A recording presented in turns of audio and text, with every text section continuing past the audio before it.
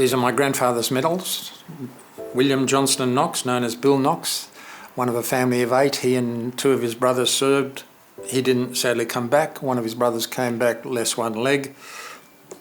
Another brother, George, came back, became the Speaker of the Victorian Parliament and gave his name to the city of Knox. But Bill won a military cross in his service and died in August 1917. My mother had kept these and never put them out on show. It was all too emotional for her, like the letters she had. They just stayed in the cupboard, so we had them framed for her, and we bring them out, and my nephews and nieces use them on ANZAC Day and on Remembrance Day from time to time. Ted Baillieu, former member for Hawthorn, just down Camberwell Road here, was my office. I became the member for Hawthorn in 1999, and one of the first things that I did was sign up here at the Camberwell RSL as an associate non-serving member, and I've enjoyed the opportunity in my 15 years in Parliament to work with the RSL here. We did the printing, we did a lot of circulation of material, I attended meetings and tried to be involved wherever I could.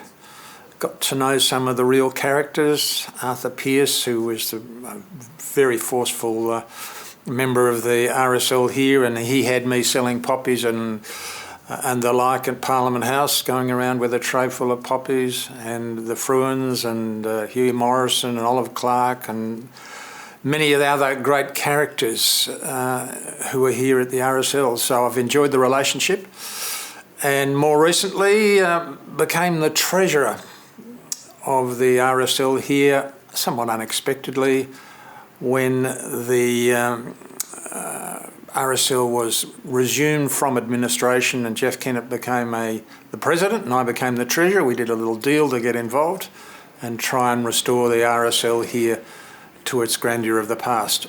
I'd like to think we've been able to do that over the last 3 or 4 years.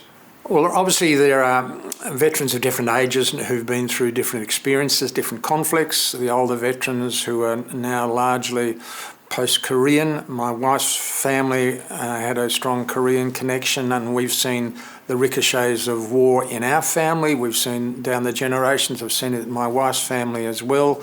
Her father was a stretcher bearer in Korea and did it tough. So I've seen how it goes through the generations, and more recent veterans who've been through other conflicts of all types, including female veterans, have faced different challenges, different types of conflict, different psychological challenges, and I think that is very much on show, and probably more on show now than it once was, when it was probably overlooked to a degree. So you've got to realise the work that the RSL does to help veterans in their own particular circumstances, whether they're male, whether they're female, whether they've seen conflict or whether they haven't. And indeed, those who've done it tough will probably have different ways of coping, but the RSL's there to help, and we're here as associate members to help the RSL. Well, this is something I'm passionate about, because I often speak at functions and I ask a fundamental question. Can you tell me, please, somebody here in this audience, can you tell me what happened on ANZAC Day last year?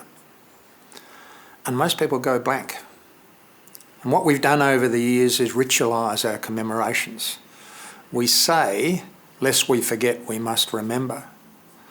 And in reverse, we must remember lest we forget. But what do we remember? And the most important thing we can do is to pass the knowledge, pass the wisdom, pass the experience to future generations.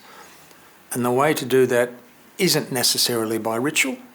Ritual's important, but it doesn't have as powerful an impact as a personal connection. So when I was chairman of the Victorian ANZAC Centenary Committee, we made it all about making new connections, finding the connections, whether they be family connections lost over the course of time, whether they be place connections, whether it was a veteran who lived in your house, who served, which you don't know about. And it's easy to do these days with the digital records. It's a very powerful weapon, particularly to attract the attention of young children. And I'll give you an example. My PA lived in Camberwell, just down the road, weatherboard house across the road, digital access. We discovered 3 young boys who'd come from that weatherboard home. She went across the road with the records, knocked on the door, and the little kids there who went to the primary school down the road said, "You mean they lived in our house?" "Yes." "You mean they slept in our bedrooms?" "Yes." "Do you mean they went to our school?" "Yes."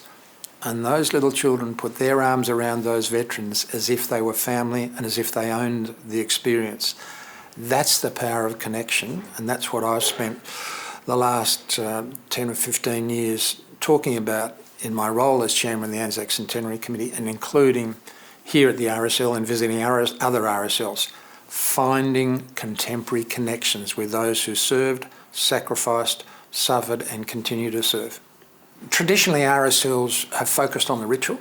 I think increasingly they're now seeing the opportunity to find connection. And yes, RSLs should cater for those who've served, but they can also cater for those who are connected to those who served and get those who are connected to be part of the caring and the looking after of veterans, particularly those who've done it tough. So I think it's an important role, the power of connection, the power of place. We obviously here at Camberwell honour the service of Pompey Elliott, who had his own extraordinary legacy. There are other very famous veterans here in Victoria. John Monash, obviously, who had a role beyond being an extraordinary military commander. He was an engineer. There's barely a place in Victoria that doesn't enjoy a bridge or a piece of engineering work of John Monash, and he was such an institutional creator himself, and very much a champion of the RSL, the Shrine and all sorts of things. So finding contemporary connections to Monash, to Elliott, and we continue to do that. Who's buried alongside Pompey Elliott in the cemetery up the road here? Where is John Monash buried? Where did he live? What's the condition of those houses now? Where did Pompey live? Where did those whose names appear on the stone out the front here, where did they live? What are the connections? Who lives in those houses now? Do they know they have that connection? The more you do it, the more you get these threads of connection. And one of the wonderful things I was able to be involved with through being chair of the ANZAC Centenary Committee was the 5,000 Poppies project. 2 girls from Glen Iris who decided to knit poppies, not just buy poppies, but to knit them in the honour of their respective fathers who'd served in the Second World War and after. And they set out to knit 5,000 of those. I met them and I said, "Girls, I think you're onto something here." And cutting a long story short, we think there are probably 5 million poppies now around the world. And the Poppies project started.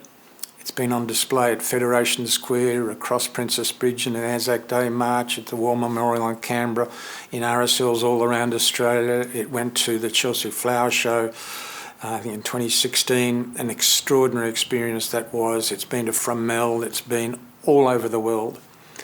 And every one of those poppies had a thread of connection because each one was different, knitted by somebody who had a connection of their own.